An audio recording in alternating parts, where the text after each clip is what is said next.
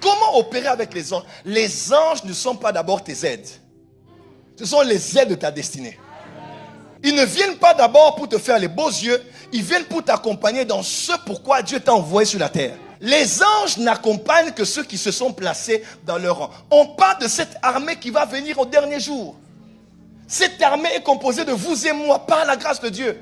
La guerre entre les ténèbres et la lumière va prendre une ampleur inimaginable.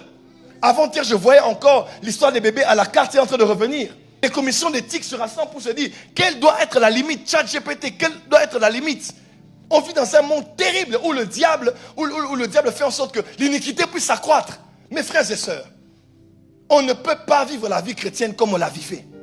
Mais pour que tu sois efficace dans cette dernière armée, tu dois connaître ton rang, connaître ta place. Fais ce que Dieu attend de toi. C'est quand tu entres dans la fonction que Dieu donne l'onction.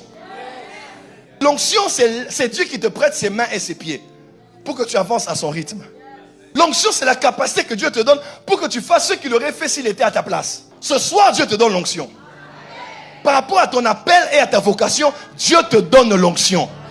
Ah, dis à ton voisin l'onction. Et l'onction vient pour la mission. L'onction vient pour la fonction. Une fonction sans onction finira par t'emmener en prison. Nous voulons la fonction, nous voulons aussi l'onction. Et la question, c'est quoi l'onction? C'est quoi la puissance du Saint-Esprit? C'est quoi l'onction? Est-ce une huile surnaturelle qui se trouverait au-dessus de nos têtes, qui coulerait peut-être sur nos fronts surnaturellement, que l'on peut percevoir ça et là par quelqu'un qui a des visions? Est-ce un nuage ou une colombe qui est sur ta tête? Écoutez-moi très bien. Avec les années, j'ai découvert que l'onction est la présence des anges de ta mission. L'onction, c'est la présence des anges de ta mission. Quand les anges de ta mission viennent, quand ils viennent vers toi, c'est ce qu'on appelle l'onction. Quand tu commences à travailler, ils travaillent avec toi parce que la présence des anges, c'est la présence de l'onction. La présence de l'onction, c'est la présence de la puissance. Luc 4, Matthieu 4, Jésus parle avec le Satan.